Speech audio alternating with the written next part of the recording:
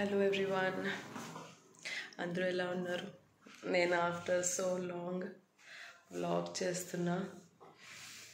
Sick ఉన్న, typhoid dengue రెండు వచ్చేసాయి.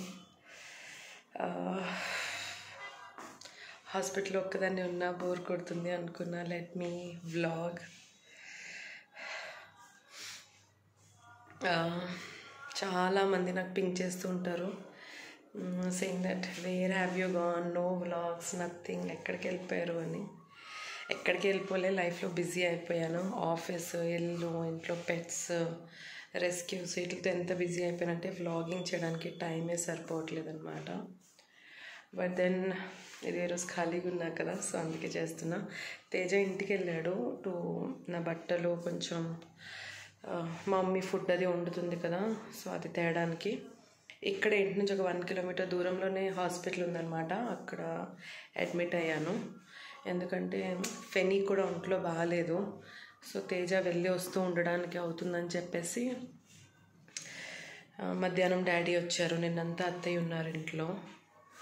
సో అది మమ్మీ ఏమో ఇంట్లో వాటిని చూసుకోవడం, ఇల్లుని చూసుకోవడం, అలానే నా కోసం పొద్దున్న, మధ్యాహ్నం, సాయంత్రం బ్రేక్ఫాస్ట్, లంచ్, డిన్నర్ చేసి పంపించడం, ఇదే జరుగుతుంది. ఇప్పుడు దాకా ఇదిగో సెలైన్స్ ఎక్కించుకొని నొప్పి అయిపోయింది. చేయి కూడా వాచింది. ఇక్కడ కొంచెం నడుద్దాం దిగానమాట. ఈలోపు తేజ కూడా డాగ్స్ని వాక్ చేసేసి అట్లా ఫుడ్ పెట్టేసి వస్తాడు. ఫుడ్ పట్టుకొని చాలా బోర్ కొడుతుంది హాస్పిటల్లో. ఇది కొత్త హాస్పిటల్ అనుకుంటా యాక్చువల్లీ. బిల్డింగ్ కొత్తగా ఉంది. రూమ్ కూడా ఒక బెడ్రూమ్, మన ఇళ్ళల్లో బెడ్రూమ్ ఉంటుంది అలాగే వాష్రూమ్ కూడా అలా సింగిల్ రూమ్ అన్నమాట. పర్లేదు, ఓకే. ఫస్ట్ కేర్ హాస్పిటల్కి వెళ్ళిపోదాం అనుకున్నాం, కానీ కేర్ ఇక్కడ నుంచి ఒక 4 కిలోమీటర్స్ దూరం. సో తేజ కూడా పాపం అటు ఇటు పరిగెట్టాల్సి వస్తుంది డాగ్స్ విషయంలో అని చెప్పేసి దగ్గరున్న హాస్పిటల్స్ ఏమైనా ఉన్నాయా అని చూస్తే ఇది జస్ట్ ఒక 1 కిలోమీటర్ దూరంలోనే. మేము ఎప్పుడు చూడలేము, 1 కిలోమీటర్ దూరంలో ఉన్నా తీసుకున్నాము. సో నా అప్డేట్ ఇద్దాము. ఇది నా పరిస్థితి, ఇది నా పరిస్థితి. But that's okay. అందరికీ వచ్చిపోతుంటే నేనేమి ఇంత కాదు. That's okay. ఆయన మిస్ అవుతున్నా అంటే 2 days అయింది నా బేబీస్ని చూసి. ఫెనికి కూడా బాగాలేదు. Luckily she's getting better. Blood motions అవుతున్నాయి అనమాట దానికి. నిన్న ఈరోజు తేజ దానికోసం కూడా హాస్పిటల్ చుట్టూ తిరిగారు. షీస్ బెటర్ నా. తలనొప్పి. ఫ్యాన్ ఆఫ్, ఏసీ ఆఫ్, అన్నీ ఆఫ్ చేసుకొని కూర్చున్నా. పాపం రాత్రి తేజ వచ్చి పడుకున్నాడు కదా, తనకి ఇక్కడ సఫకేషన్ అయిపోతుంది నా వల్ల పాపం. ఎందుకంటే ఇక్కడ ఫ్యాన్, ఏసీ అన్నీ బంద్ చేసుకొని పడుకుంటున్నాను నేను. కానీ ఏం చేయను, అది వేస్తుంటే ఒళ్ళంతా చల్లగా, తెలుసు కదా డెంగ్యూలో స్పెషల్లీ ఒళ్ళు బోన్స్ ఇరక్కొట్టినంత పెయిన్ వస్తుంది, తలంతా నొప్పి వస్తుంది. నాకైతే ఈ పార్ట్ చాలా నొప్పి వస్తుంది. ఈరోజు డాక్టర్ని లిటరలీ అడిగా, పొద్దున్న నుంచి ఒక్క సెకండ్ పడుకోలేదు, నిద్రే రావట్లే. సో నేను అడిగాను, ఏమైనా పడుకోవడానికి కొంచెం చూడండి, maybe something that can dose me after sleep. ఈరోజు సాటర్డే, సో రేపు డిశ్చార్జ్ ఇవ్వరు. ఆయన డిశ్చార్జ్ తీసుకునేంత పరిస్థితిలో కూడా నేను లేను, నాకు బాగాలేదు ఇంకా ఒంట్లో. మేబీ మండే ఇస్తారో, ట్యూస్డే ఇస్తారో తెలియదు నా పరిస్థితి బట్టి. తేజ బర్త్డే వస్తుంది 3rd July. నేను లీవ్ పెట్టా 3rd, 4th, 5th. తనతో టైం స్పెండ్ చేద్దాం, బయట తిప్పుదామని. కానీ ఇప్పుడు ఆ లీవ్స్ క్యాన్సిల్ చేసుకోవాలేమో, ఎందుకంటే నేను సిక్ అయ్యి కూర్చుంటాను.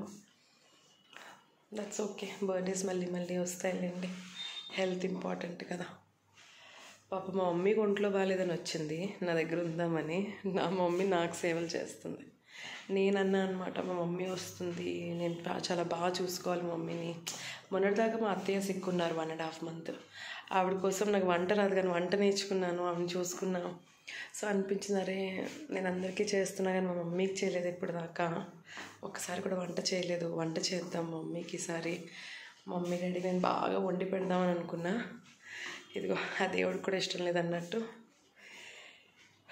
తిరిగి మా మమ్మీయే నాకు సేవలు చేస్తుంది పాపం. కానీ మంచిగా అయిన తర్వాత మంచి వంటలు చేసి పెడతా మా మమ్మీకి.